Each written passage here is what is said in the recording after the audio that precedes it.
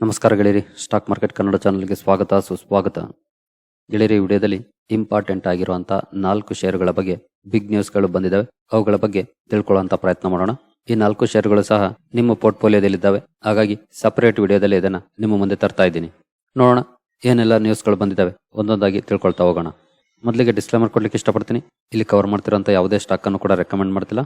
ನೀವು further study ಮಾಡಿ decision ತಗೊಳ್ಬೋದು. ಆಸ್ ಎಜುಕೇಷನಲ್ ಪರ್ಪಸ್ ನಾನು ಈ ವಿಡಿಯೋನ ನಿಮ್ಮ ಮುಂದೆ ತರ್ತಾ ಇದ್ದೀನಿ. ಗೆಳೆಯರೆ, ಮೊದಲನೇ ಸ್ಟಾಕನ್ನು ನಾವು ನೋಡೋದಾದ್ರೆ ಅದು ನೆಸ್ಲೆ ಇಂಡಿಯಾ ಲಿಮಿಟೆಡ್. 24,300 ರೂಪಾಯಿ ಟ್ರೇಡ್ ಆಗ್ತಿರುವಂತಹ ಕಂಪನಿ. 2.35 ಲಕ್ಷ ಕೋಟಿ ಮಾರ್ಕೆಟ್ ಕ್ಯಾಪ್ ಇರುವಂತಹ ಕಂಪನಿ. ಈ ಹಿಂದೆ ಕಂಪನಿ ಸ್ಟಾಕ್ ಸ್ಪ್ಲಿಟ್ ಅನ್ನ ಅನೌನ್ಸ್ ಮಾಡಿತ್ತು 1:10 ರೇಷಿಯೋದಲ್ಲಿ. ಇದಕ್ಕೆ ಸಂಬಂಧಪಟ್ಟಂತ ಒಂದು ಅಪ್ಡೇಟ್ ಅನ್ನ ಇವತ್ತು ಸಂಜೆ ಕಂಪನಿ ಅನೌನ್ಸ್ ಮಾಡಿದೆ. ನೋಡಬಹುದು, fixation of record date for subdivision or split of the equity shares of the company. ಅಂದ್ರೆ ಸ್ಟಾಕ್ ಸ್ಪ್ಲಿಟ್ಗೆ ಕಂಪನಿ ಮುಹೂರ್ತ ಫಿಕ್ಸ್ ಮಾಡಿದೆ. ಆ ಮುಹೂರ್ತ ಯಾವತ್ತು ಅಂತ ನೋಡೋದಾದ್ರೆ ನೋಡಬಹುದು, company has fixed Friday 5th January 2024 as the record date for the determining entitlement of equity shareholders for the purpose of subdivision or split. Ratio ಕೂಡ ನೋಡಬಹುದು. 1 equity share having face value of ₹10 will be subdivided into 10 equity shares of having face value of ₹1. ಅಂದ್ರೆ 10 ರೂಪಾಯಿ ಇರುವಂತಹ face ವ್ಯಾಲ್ಯೂನ 1 ರೂಪಾಯಿ ಗಿಳಿಸ್ತಾ ಇದೆ. ಹಾಗಾಗಿ ಒಂದು share 10 share ಆಗುತ್ತೆ. ಅದು ಡೇಟ್ ಕೂಡ ನೋಡಬಹುದು, 5th January 2024 record date. So record date ಅಂತಂದ್ರೆ ಅದರ ಹಿಂದಿನ ದಿನ ಎಕ್ಸ್ ಡೇಟ್ ಆಗಿರುತ್ತೆ. ಸೊ ಆ ಡೇಟ್ ಗಳನ್ನು ಕೂಡ ಒಂದ್ಸಲ ನೋಡೋಣ ಕ್ಯಾಲೆಂಡರ್ ಅಲ್ಲಿ. ಗೆಳೆಯರೆ, ಕಂಪನಿ ಹೇಳಿರೋ ಪ್ರಕಾರ 5 ಜನವರಿ ರೆಕಾರ್ಡ್ ಡೇಟ್, ಅದರ ಹಿಂದಿನ ದಿನ 4th January ಎಕ್ಸ್ ಡೇಟ್ ಆಗುತ್ತೆ. ಅಂದ್ರೆ ಯಾರೆಲ್ಲ ನೆಸ್ಲೆ ಇಂಡಿಯಾನ 3ನೇ ತಾರೀಕುವರೆಗೂ ತಗೊಳ್ತಾರೋ ಅವ್ರಿಗೆಲ್ರಿಗೂ ಕೂಡ ಸ್ಟಾಕ್ ಸ್ಪ್ಲಿಟ್ ಸಿಗುತ್ತೆ. 4ನೇ ತಾರೀಕು ಅದು ಪ್ರೈಸ್ ಅಡ್ಜಸ್ಟ್ ಆಗುತ್ತೆ. ಸೊ 4ನೇ ತಾರೀಕು ತಗೊಳ್ಳೋರಿಗೆ ಸಿಗೋದಿಲ್ಲ. 5ನೇ ತಾರೀಕು ಯಾರೆಲ್ಲ ಪೋರ್ಟ್ಫೋಲಿಯೋದಲ್ಲಿ ನೆಸ್ಲೆ ಇಂಡಿಯಾ ಸ್ಟಾಕ್ ಇರುತ್ತೋ ಅವ್ರಿಗೆಲ್ರಿಗೂ ಕೂಡ ಸ್ಟಾಕ್ ಸ್ಪ್ಲಿಟ್ ಸಿಗುತ್ತೆ. ಒಂದು ಶೇರು 10 ಆಗುತ್ತೆ. ಇದರಿಂದ ಎಕ್ಸ್ಟ್ರಾ ಬೆನಿಫಿಟ್ ಏನು ನಿಮ್ಗೆ ಸಿಗೋದಿಲ್ಲ ಈ ಟೈಮಲ್ಲಿ ಎಂಟರ್ ಆಗೋರಿಗೆ. ಯಾಕೆಂದ್ರೆ ಪ್ರೈಸ್ ಕೂಡ ಅಡ್ಜಸ್ಟ್ ಆಗುತ್ತೆ. 24,000 ಇದೆ ಅಂತಂದ್ರೆ ಅವತ್ತು ಕೂಡ ಡಿವೈಡೆಡ್ ಬೈ 10 ಆಗುತ್ತೆ. ಅಂದ್ರೆ ಒಂದು ಶೇರಿನ ವ್ಯಾಲ್ಯೂ 2,400 ಆಗುತ್ತೆ, ಅಥವಾ 400 ಚಿಲ್ಲರೆ ಇರಬಹುದು. ಇನ್ ಕೇಸ್ 25,000 ರೀಚ್ ಆದ್ರೆ 25 ಡಿವೈಡೆಡ್ ಬೈ 10 ಆಗುತ್ತೆ. ಸೊ ಈ ರೀತಿ ಡಿವೈಡ್ ಆಗೋದ್ರಿಂದ ನಿಮ್ಮ ಪೋರ್ಟ್ಫೋಲಿಯೋದಲ್ಲಿ ಇರುವಂತಹ ವ್ಯಾಲ್ಯೂ ಏನ್ ಚೇಂಜ್ ಆಗೋದಿಲ್ಲ. ಸ್ಟಾಕ್ ಪ್ರೈಸ್ ಕಡಿಮೆ ಆಗುತ್ತೆ, ಆದ್ರೆ ಸ್ಟಾಕ್ ಗಳ ಕ್ವಾಂಟಿಟಿ ಜಾಸ್ತಿ ಆಗುತ್ತೆ ನಿಮ್ಮ ಪೋರ್ಟ್ಫೋಲಿಯೋದಲ್ಲಿ. ಸೊ ಯಾವುದೇ ರೀತಿಯ ಬದಲಾವಣೆ ಏನಾಗೋದಿಲ್ಲ. ಆದ್ರೆ ಸ್ಟಾಕ್ಗೆ ಲಿಕ್ವಿಡಿಟಿ ಜಾಸ್ತಿ ಆಗುವಂತ ಸಾಧ್ಯತೆಗಳಿರುತ್ತೆ. ಅಂದ್ರೆ ಇಷ್ಟು ದಿನ 24,000 ಇದೆ ಅಂತ ಇಗ್ನೋರ್ ಮಾಡ್ತಿದ್ದವರೆಲ್ಲ 2,500 ರೇಂಜಿಗೆ ಬರುತ್ತೆ. ಸೊ ಆಗ ಬೈ ಮಾಡಬಹುದು. ಸೊ ಆಗ ಬೈಯರ್ಸ್ ಜಾಸ್ತಿ ಆಗ್ಬೋದು. ಸೊ ಆ ಒಂದು ಕಾರಣದಿಂದ ಸ್ಟಾಕ್ ಪ್ರೈಸ್ ಕೂಡ ಅಪ್ ಆಗುವಂತ ಸಾಧ್ಯತೆ ಇರುತ್ತೆ. ಸೊ ಲಿಕ್ವಿಡಿಟಿ ಜಾಸ್ತಿ ಆಗುತ್ತೆ. ಸೊ ಆ ಕಾರಣಕ್ಕಾಗಿ ಸ್ಟಾಕ್ ಸ್ಪ್ಲಿಟ್ ಗಳನ್ನ ಮಾಡೋದು ಯೂಶುವಲಿ ಆ ಒಂದು ಬೆನಿಫಿಟ್ ಇದ್ದೇ ಇರುತ್ತೆ. ಸೊ ತುಂಬಾ ಜನರಿಗೆ ಮಿಸ್ಕನ್ಸೆಪ್ಷನ್ ಇರುತ್ತೆ, ಎಸ್ಪೆಷಲಿ ಹೊಸಬರಿಗೆ, ಪ್ರೈಸ್ ಅಲ್ಲಿ ಏನು ಚೇಂಜಸ್ ಆಗೋದಿಲ್ಲ ಅಂತ. ಸೊ ಅದು ತಪ್ಪು. ಪ್ರೈಸ್ ಅಡ್ಜಸ್ಟ್ ಆಗುತ್ತೆ. ಆದ್ರೆ ನಿಮ್ಮ ಪೋರ್ಟ್ಫೋಲಿಯೋಗೆ ಅಡಿಷನಲ್ ಕ್ವಾಂಟಿಟಿ ಆಡ್ ಆಗೋಕೆ ಸ್ವಲ್ಪ ಸಮಯ ತಗೊಳ್ಬಹುದು. ಮೇ ಬಿ 1 ವಾರ ಅಥವಾ 15 ದಿನ. ಅಲ್ಲಿವರೆಗೂ ನಿಮ್ಮ ಪೋರ್ಟ್ಫೋಲಿಯೋದಲ್ಲಿ ಡೌನ್ ತೋರಿಸ್ತಾ ಇರುತ್ತೆ. 50, 60, 70% ಡೌನ್ ತೋರಿಸಬಹುದು. ಆದ್ರೆ ಹೆದರಿಕೊಳ್ಳುವಂತ ಅವಶ್ಯಕತೆ ಏನಿರೋದಿಲ್ಲ. ಸೊ ಆರಾಮಾಗಿರ್ಬೋದು. ಒನ್ಸ್ ಎಕ್ಸ್ಟ್ರಾ ಶೇರುಗಳು ನಿಮ್ಮ ಡಿಮ್ಯಾಟ್ ಅಕೌಂಟ್ಗೆ ಕ್ರೆಡಿಟ್ ಆದ್ಮೇಲೆ ಅದು ಅಡ್ಜಸ್ಟ್ ಕೂಡ ಆಗುತ್ತೆ. ಸೊ ಅಲ್ಲಿವರೆಗೂ ಸ್ವಲ್ಪ ರೆಡ್ ಅಲ್ಲಿ ಕಾಣ್ತಿರುತ್ತೆ ನಿಮ್ಮ ಪೋರ್ಟ್ಫೋಲಿಯೋದಲ್ಲಿ. ಬಟ್ ಭಯ ಪಡುವಂತ ಅವಶ್ಯಕತೆ ಏನಿಲ್ಲ. ಒಂದು ಒಳ್ಳೆ ಕಂಪನಿ ಇದು. ನಾನು ಹಿಂದೆ ಸಾಕಷ್ಟು ಡೀಟೇಲ್ ಆಗಿ ವಿಡಿಯೋನ ಕವರ್ ಮಾಡಿದ್ದೀನಿ ಸ್ಟಾಕ್ ಸ್ಪ್ಲಿಟ್ ಅನೌನ್ಸ್ ಆದಾಗ ಫಸ್ಟ್ ಟೈಮ್. ಹಾಗಾಗಿ ಇಲ್ಲೇನು ಹೆಚ್ಚಿಗೆ ಹೇಳಕ್ ಹೋಗೋದಿಲ್ಲ. ದಿಗ್ಗಜ ಕಂಪನಿ FMCG ನಲ್ಲಿ 1 year ಪರ್ಫಾರ್ಮೆನ್ಸ್ ಅನ್ನು ನೋಡಿದ್ರೆ 21% ಇದೆ. 5 years ಅಲ್ಲಿ ನೋಡಬಹುದು 120%. ಸೊ ಒಂದು ಬ್ಲೂ ಚಿಪ್ ಕಂಪನಿ, ನಿಫ್ಟಿ 50 ಅಲ್ಲಿರುವಂತಹ ಕಂಪನಿ 120% ರಿಟರ್ನ್ಸ್ ಅನ್ನ ಕೊಟ್ಟಿದೆ. ಹಾಗೆ ಮ್ಯಾಕ್ಸಿಮಮ್ ಪರ್ಫಾರ್ಮೆನ್ಸ್ ಅನ್ನು ಕೂಡ ನೋಡಬಹುದು. Consistent performer. ಹಾಗೆ ಸಾಕಷ್ಟು ಪ್ರಾಡಕ್ಟ್ಸ್ ಅಲ್ಲಿ ಮಾರ್ಕೆಟ್ ಲೀಡರ್ ಕಂಪನಿ. ಉದಾಹರಣೆಗೆ ಬಂದ್ರೆ ಮ್ಯಾಗಿ ನೂಡಲ್ಸ್, ಹಾಗೆ ಇನ್ಫ್ಯಾಂಟ್ ಫೀಡ್ಸ್ ಅಲ್ಲಿ ನಾನ್ ಪ್ರೋ, ಈ ರೀತಿ ಸಾಕಷ್ಟು ಬೇಬಿ ಪ್ರಾಡಕ್ಟ್ಸ್ ಅಲ್ಲಿ market leader company. So study ಮಾಡಬಹುದು. ಸ್ಪ್ಲಿಟ್ ಬಗ್ಗೆ ಕೂಡ ಒಂದು ಅಪ್ಡೇಟ್ ಬಂದಿದೆ. ಸ್ಪ್ಲಿಟ್ ಆದ್ಮೇಲೆ ಮುಂದಿನ ದಿನಗಳಲ್ಲಿ 2,500 ರೇಂಜ್ ಅಲ್ಲಿ ಕೂಡ ನೋಡ್ಲಿಕ್ಕೆ ಸಿಗುತ್ತೆ. ಆಗ ಸ್ಟಡಿ ಮಾಡಿ ಡಿಸಿಷನ್ ಕೂಡ ತಗೊಳ್ಬಹುದು. ಸೊ ನೆಕ್ಸ್ಟ್ 2ನೇ ಸ್ಟಾಕ್ಗೆ ಬರೋದಾದ್ರೆ ಅದು ಸೈಮನ್ಸ್ ಲಿಮಿಟೆಡ್. ಗೆಳೆಯರೆ, ಸೈಮನ್ಸ್ ಅಲ್ಲಿ ನೋಡಬಹುದು ಇವತ್ತು 6% ಗಿಂತ ಜಾಸ್ತಿ ರ್ಯಾಲಿ ಕಂಡು ಬಂದಿದೆ. ಎಸ್ಪೆಷಲಿ ಟೈಮ್ ಕೂಡ ನೋಡಬಹುದು 12:55.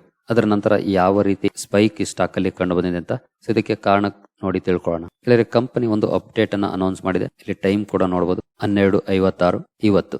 ಈ ಅಪ್ಡೇಟ್ ಬಂದ ತಕ್ಷಣ ಸ್ಟಾಕ್ ಅಲ್ಲಿ ಒಂದು ಸ್ಪೈಕ್ ಕೂಡ ಕಂಡು ಬಂದಿದೆ.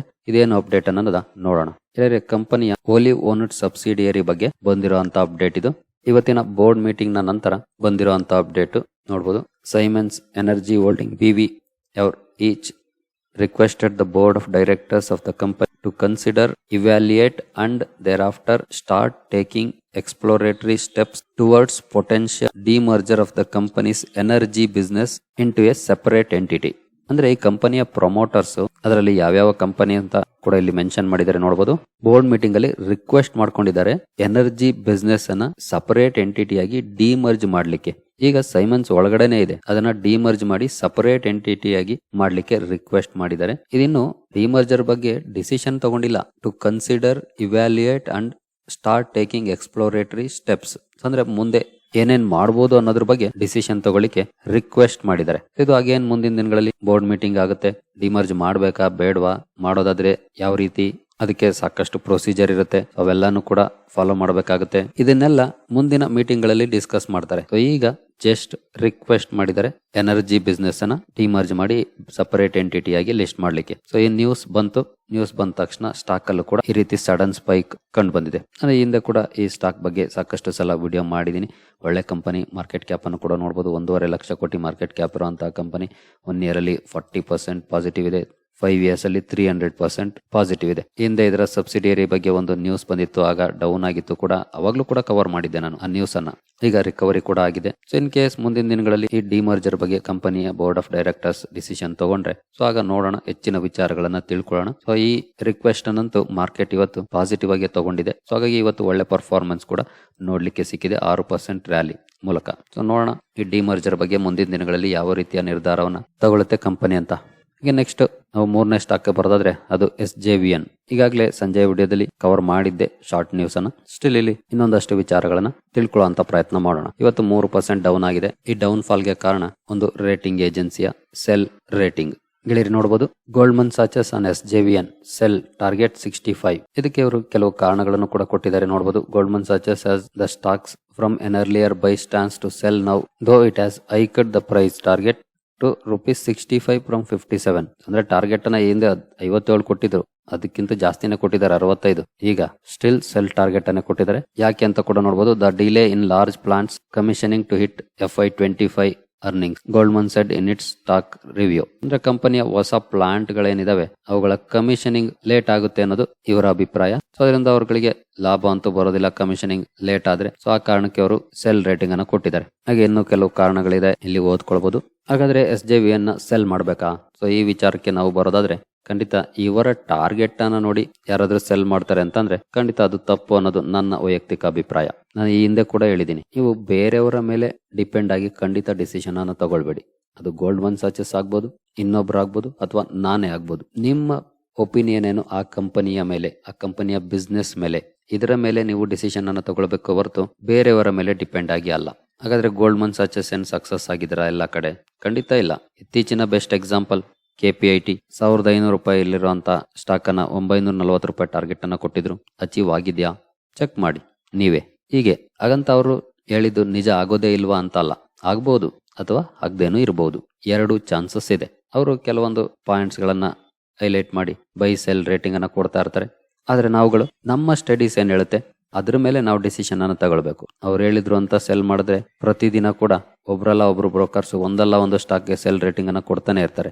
ಅವ್ರು ಕೊಟ್ಟಾಗೆಲ್ಲ ನಾವು ಸೆಲ್ ಮಾಡ್ತಾನೆ ಹೋದ್ರೆ ನಮ್ಮ ಹತ್ರ ಇರೋ ಶೇರ್ಗಳನ್ನೆಲ್ಲ ಸೆಲ್ ಮಾಡ್ತಾನೆ ಇರ್ಬೇಕಾಗುತ್ತೆ, ಬೈ ಮಾಡ್ತಾನೆ ಇರ್ಬೇಕಾಗುತ್ತೆ. ಸೊ ಹಂಗ್ ಮಾಡಿದಾಗ ಬ್ರೋಕರ್ಸ್ ಚೆನ್ನಾಗಿ ಉದ್ಧಾರ ಆಗ್ತಾರೆ. ಎಕ್ಸ್ಚೇಂಜಸ್ಗೆ ಒಳ್ಳೆ ಲಾಭವನ್ನ ಮಾಡ್ಕೊಡ್ತೀವಿ ನಾವು. ಫೀಸ್ ಅನ್ನ ಪೇ ಮಾಡಿ, ಟ್ಯಾಕ್ಸ್ ಅನ್ನ ಪೇ ಮಾಡಿ ಸರ್ಕಾರಕ್ಕೆ, ಬ್ರೋಕರ್ ಫರ್ಮ್ ಗಳಿಗೆ ಬ್ರೋಕರೇಜ್ ಅನ್ನ ಪೇ ಮಾಡಿ. ಸೊ ಅವ್ರಗಳಿಗೆ ಖಂಡಿತ ಒಳ್ಳೆ ಲಾಭ ಆಗುತ್ತೆ, ನಮ್ಗಂತೂ ಆಗೋದಿಲ್ಲ. So as A long term investors ಇವರ ಟಾರ್ಗೆಟ್ ಗಳಿಗೆ ನಾವು ಹೆಚ್ಚು ತಲೆಬಿಸಿ ಮಾಡ್ಕೊಳ್ಳೋ ಅಂತ ಅವಶ್ಯಕತೆ ಇಲ್ಲ ಅನ್ನೋದು ನನ್ನ ಅಭಿಪ್ರಾಯ. ಸೊ ನೀವು ನಿಮ್ಗೆ ಏನ್ ಅನ್ಸುತ್ತೆ ಅದ್ರ ಮೇಲೆ ಡಿಸಿಷನ್ ಅನ್ನ ತಗೊಳ್ಬಹುದು. ನಿಮ್ಗೆ ಇಲ್ಲ ಅವ್ರು ಸರಿ ಸೆಲ್ ಮಾಡೋದು ಬೆಟರ್ ಅನ್ಸಿದ್ರೆ ಸೆಲ್ ಮಾಡ್ಬೋದು, ಇಲ್ಲ ಅದೇನಾದ್ರೂ ಆಗ್ಲಿ ನಾನು ಹೋಲ್ಡ್ ಮಾಡ್ತೀನಿ ಅಂದ್ರೆ ಹೋಲ್ಡ್ ಕೂಡ ಮಾಡ್ಬೋದು. ಸೊ ನಿಮ್ಗೆ ಯಾವ್ದು ಬೆಟರ್ ಅನ್ಸುತ್ತೋ ಆ ಡಿಸಿಷನ್ ಅನ್ನ ತಗೊಳ್ಳಿ. ಹಾಗೆ next stock Tata power.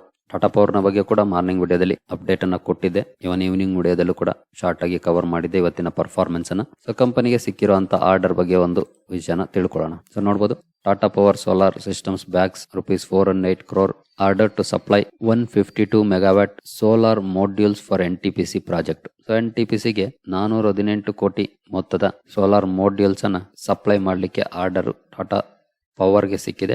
So ನೀವು ಇಲ್ಲಿ ನೋಡಬಹುದು ಟಾಟಾ ಪವರ್ ಸೋಲಾರ್ ಸಿಸ್ಟಮ್ಸ್, ಇದು ಟಾಟಾ ಪವರ್ ನ subsidiary, has bagged ₹418 crore order to supply 152 megawatt power solar PV modules for NTPC project at Nokh in Rajasthan. ಹಾಗೆ ನಾನು ಸಾಕಷ್ಟು ಸಲ ಟಾಟಾ ಪವರ್ನ ಬಗ್ಗೆ ಒಂದು ವಿಷಯನ ಹೇಳಿದ್ದೀನಿ. ರಿನ್ಯೂವಬಲ್ ಎನರ್ಜಿ ಸೆಗ್ಮೆಂಟ್ ಈ ಕಂಪನಿಗೆ ಹೊಸ ಜೀವನ ತಂದುಕೊಟ್ಟಿದೆ. ರಿನ್ಯೂವಬಲ್ ಎನರ್ಜಿ ಸೆಗ್ಮೆಂಟ್ ಎಷ್ಟು ದೊಡ್ಡ ಪ್ರಮಾಣದಲ್ಲಿ ಬೆಳೆಯುತ್ತೋ ಅಷ್ಟೇ ದೊಡ್ಡ ಪ್ರಮಾಣದಲ್ಲಿ ಈ ಕಂಪನಿ ಕೂಡ ಬೆಳೆಯುವಂತ ಸಾಧ್ಯತೆಗಳು ಜಾಸ್ತಿ ಇದೆ. ಹಾಗಾಗಿ ಈ ಕಂಪನಿಗೆ ಉತ್ತಮ ಅವಕಾಶಗಳಂತೂ ಇದೆ, ಜೊತೆಗೆ ಅದೇ ರೀತಿಯ ಪ್ರಾಜೆಕ್ಟ್ ಗಳು ಕೂಡ ಸಿಗ್ತಾ ಇದೆ. ಸೊ ನಾವು ಸಾಕಷ್ಟು ನೋಡಿದೀವಿ, ಆಲ್ಮೋಸ್ಟ್ ನಾನು ಕೂಡ ನ್ಯೂಸ್ ಅಲ್ಲಿ ಕವರ್ ಮಾಡಿ ತಿಳಿಸ್ಕೊಟ್ಟಿದ್ದೀನಿ ಕೂಡ.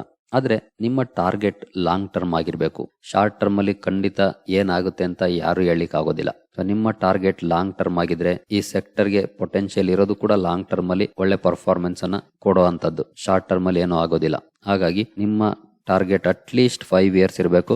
ಇದು ಮಿನಿಮಮ್. ಮ್ಯಾಕ್ಸಿಮಮ್ ನೀವು ಎಷ್ಟು ವರ್ಷ ಬೇಕಾದ್ರೂ ಹೋಲ್ಡ್ ಮಾಡಬಹುದು, ಅದು ನಿಮ್ಮ ಕೆಪಾಸಿಟಿಗೆ ಬಿಟ್ಟದ್ದು. ಬಟ್ ಕಂಪನಿಗೆ ಸಾಕಷ್ಟು ಆರ್ಡರ್ಗಳು ಈ ಸೆಗ್ಮೆಂಟ್ ಅಲ್ಲಿ ಸಿಗ್ತಾ ಹೋಗ್ತಾ ಇದೆ. ಸೊ ಲಾಂಗ್ ಟರ್ಮ್ ಅಲ್ಲಿ ಖಂಡಿತ ಒಳ್ಳೆ ಪರ್ಫಾರ್ಮೆನ್ಸ್ ಅನ್ನ ಕೊಡುವಂತ ಸಾಧ್ಯತೆಗಳು ಜಾಸ್ತಿ ಇದೆ. ಹಾಗಾಗಿ 5 years ಗಿಂತ ಜಾಸ್ತಿ ಟಾರ್ಗೆಟ್ ಅನ್ನ ಇಟ್ಕೊಂಡು ನೀವು ಇನ್ವೆಸ್ಟ್ ಮಾಡೋದಾದ್ರೆ ಖಂಡಿತ ಟಾಟಾ ಪವರ್ ಅನ್ನ ಸ್ಟಡಿ ಮಾಡಬಹುದು. ಒಂದು ಒಳ್ಳೆ ಕಂಪನಿ. ಜೊತೆಗೆ ಇನ್ನೊಂದು ಅಡ್ವಾಂಟೇಜ್ ಏನಂತಂದ್ರೆ ಟಾಟಾ ಗ್ರೂಪ್ ನ ಕಂಪನಿ. ಸೊ ಟಾಟಾ ಗ್ರೂಪ್ ಅಂದ್ರೆ ಎಲ್ಲೋ ಒಂದು ಕಡೆ ನಂಬಿಕೆ ಅನ್ನುವಂತ ಒಪಿನಿಯನ್ ಇರುತ್ತೆ ಮಾರ್ಕೆಟ್ ಅಲ್ಲಿ. ಹಾಗಾಗಿ ಸೊ ಈ ಸೋಲಾರ್ ಸೆಲ್ಸ್ ನೋಡಬಹುದು, ನಮ್ಮ ಬೆಂಗಳೂರಲ್ಲಿ ಮ್ಯಾನುಫ್ಯಾಕ್ಚರ್ ಆಗಿ ಹೋಗುವಂತದ್ದು. ಸೊ ಸ್ಟಡಿ ಮಾಡಿ. ರಿನ್ಯೂವಬಲ್ ಎನರ್ಜಿ ಸೆಗ್ಮೆಂಟ್ ಬೆಳೆಯುತ್ತೆ ಅನ್ಸಿದ್ರೆ ಈ ಸ್ಟಾಕ್ ಅನ್ನ ಕನ್ಸಿಡರ್ ಮಾಡಿ.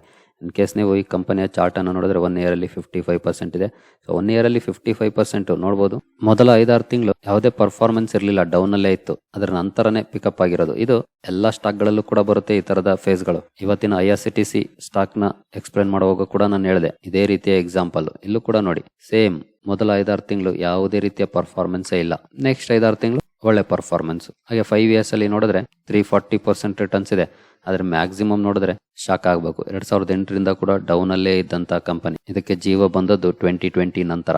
ಯಾವಾಗ 2020 ಅಲ್ಲಿ ರಿನ್ಯೂವಬಲ್ ಎನರ್ಜಿ ತುಂಬಾ ಇಂಪಾರ್ಟೆಂಟ್ ಅಂತ ದೇಶಗಳು ಅರ್ಥ ಮಾಡ್ಕೊಂಡು ಅಲ್ಲಿಂದ ಈ ಸ್ಟಾಕ್ ನ ಅದೃಷ್ಟನೇ ಬದಲಾಗಿದೆ. ಈ ಕಂಪನಿಯಲ್ಲಿ ಇನ್ವೆಸ್ಟ್ ಮಾಡಿದವರ ಅದೃಷ್ಟ ಕೂಡ ಬದಲಾಗಿದೆ. ಇನ್ನು ಕೂಡ ಒಳ್ಳೆ ಮಟ್ಟದಲ್ಲಿ ಬೆಳೆಯುವಂತ ಪೊಟೆನ್ಶಿಯಲ್ ಅಂತೂ ಇದೆ. ಸ್ಟಡಿ ಮಾಡಬಹುದು ಈ ಕಂಪನಿಯನ್ನ. ಸರಿ ಗೆಳೆಯರಿ, ಈ 4 ಷೇರುಗಳ ಅಪ್ಡೇಟ್ಸ್ ನಿಮ್ಗೆ ಇಷ್ಟ ಆಗಿದೆ ಅಂದ್ಕೊಳ್ತೀನಿ. ಮುಂದಿನ ವಿಡಿಯೋದಲ್ಲಿ ಸಿಗೋಣ. ಅಲ್ಲಿವರೆಗೂ ಜೈ ಹಿಂದ್, ಜೈ ಕರ್ನಾಟಕ.